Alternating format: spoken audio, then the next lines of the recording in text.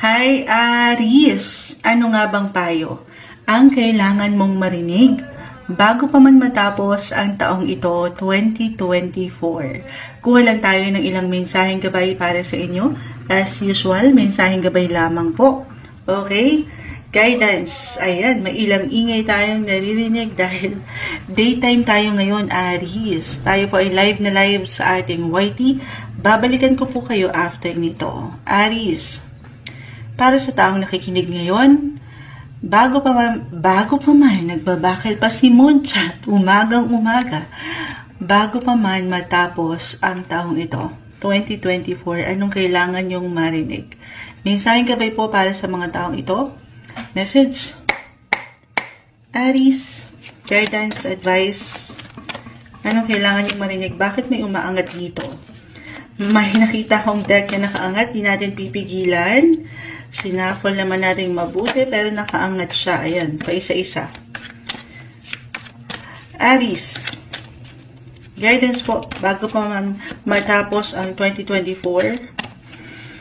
Anong kailangan yung marinig? Guidance para sa taong nakikinig ngayon or makakapakinig nito. Aries. Sa pagtatapos ng 2024, anong payo ang kailangan marinig ng taong ito? Aries, guidance po para sa kanila. Aries. Para sa taong makakapakinig nito.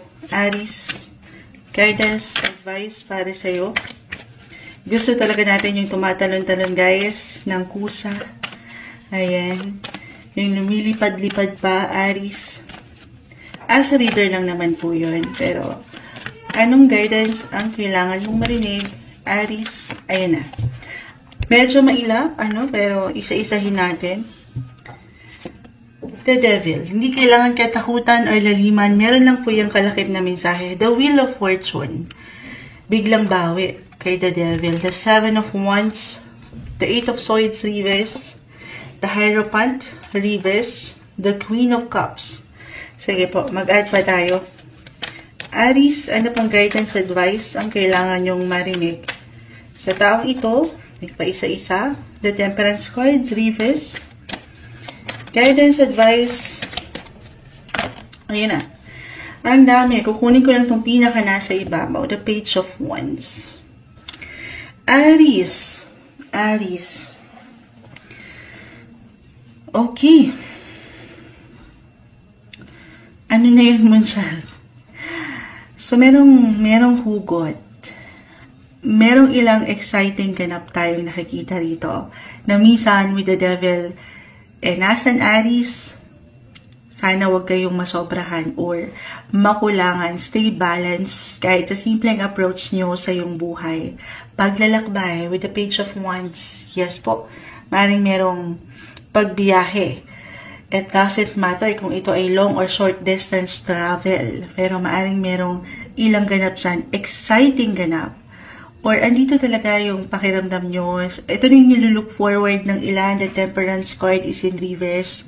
Nainip na nga kayo. I mean, natagalan, nagkaroon ng ilang delays or glitch, but at the same time, ay inilaban. Ayan. And this time, makakarating ito. Or kayo mismo, reversal ang energy natin every time. Tayo po ay general reading. Just only take what resonate pa rin. Excited to connect or reconnect sa ilang tao sa inyong buhay, pag-ibig, pamilya, andito na lahat, yung ilang patuloy niyong iniiwanan ng proteksyon. And at the same time, pag-aalala. Okay, bakit nga ba kayo nag-iiwan nung, or bakit tayo naiiwanan nung pag-aalalang ito?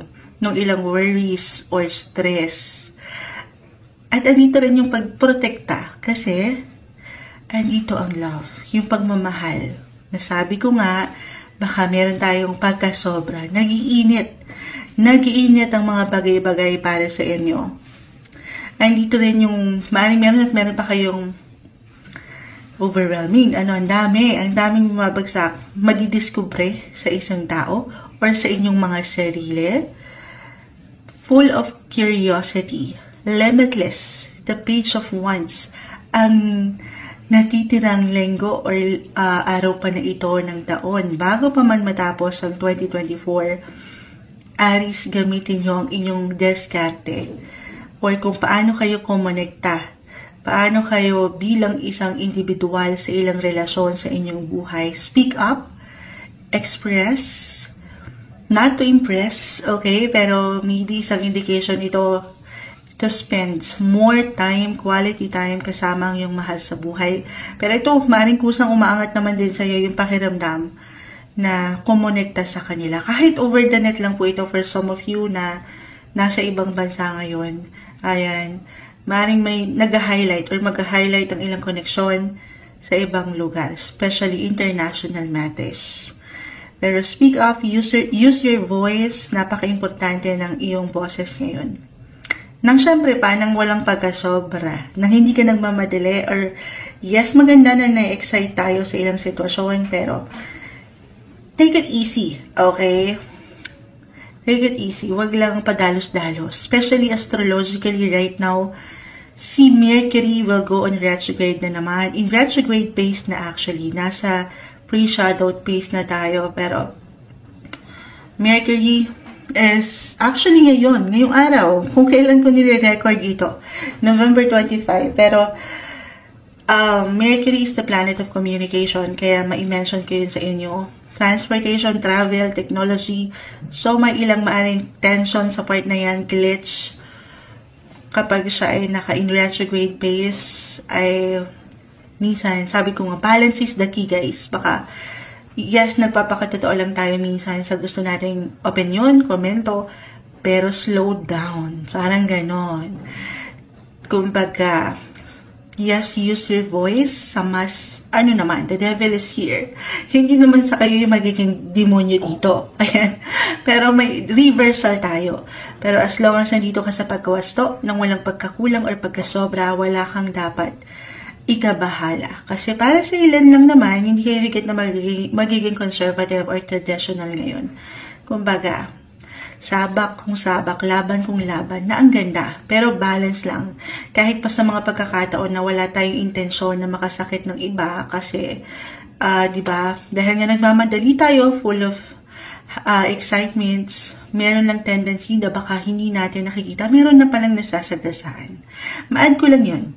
Okay, kaya naman po pinapaalalahanan kayo ng cards na patuloy kayong maging bukas sa ilang especially kung paano kayo nakikisalamuha or nakikikonekta sa iba. Kahit over the net lamang po ito. Think before you click. Ayan, kung sa social media man, yung ilang ganapan, pag-iisipang mabuti, yun lang naman. Huwag kayong padalos-dalos sa pag-aksyon or desisyon ngayon. Okay, other messages. Bago pa man matapos ang 2024, ito na tayo. Hinuli ko lang talaga si Wheel of Fortune. Nasa inyo ang alas, Aries. Yes po. May magandang possibility.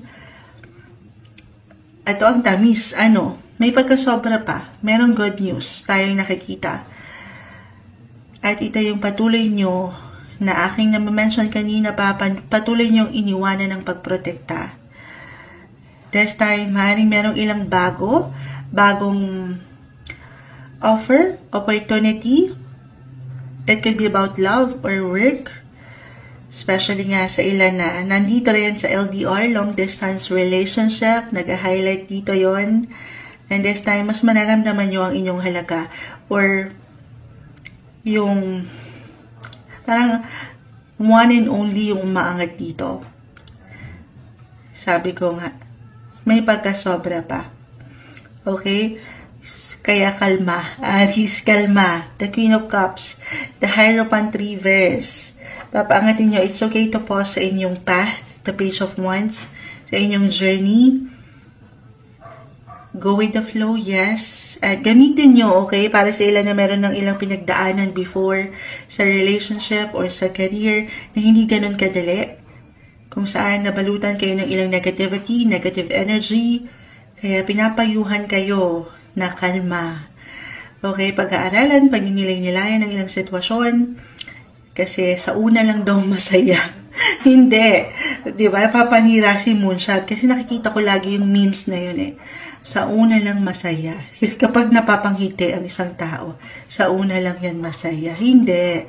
Pero, enjoy. Have fun. Nang nababaon mo o magagamit mo yung ilang ano yan, Aries, yung ilang pinagdaanan mo na sa iyong buhay na hindi ganun kagaanan. Huwag niyong ipagsantabi yung mga learnings doon, yung ilang lessons learned doon. Bagkus, gamitin niyo yon dito, sa mga bago, sa mga susunod na yugto ng inyong buhay. Napakaganda. Nag-iinat guys ang mga sitwasyon dito. May pagkasobra pa nga. Mula dito sa ilang kakulangan na naramdaman. Mapapera man, yes po, trabaho or relasyon. Full of excitement ang natitirang ilang ganapan ngayong taon 2024. Kaya yun lang, yun yung ilang na-mention ko. To stay calm, patience is the key. Temperance card is in reverse. Patience, patience, and patience. Habaan ng inyong mga PC. And I feel sa inyong mga cards overall na magiging masaya. Sasalubungin nyo ang bagong taon ng masaya. Claim na natin yan. Ito yung umaangat para sa inyo. Bago pa man matapos ang 2024, mensaheng gabay po o pagpapayo para sa inyo, Aries.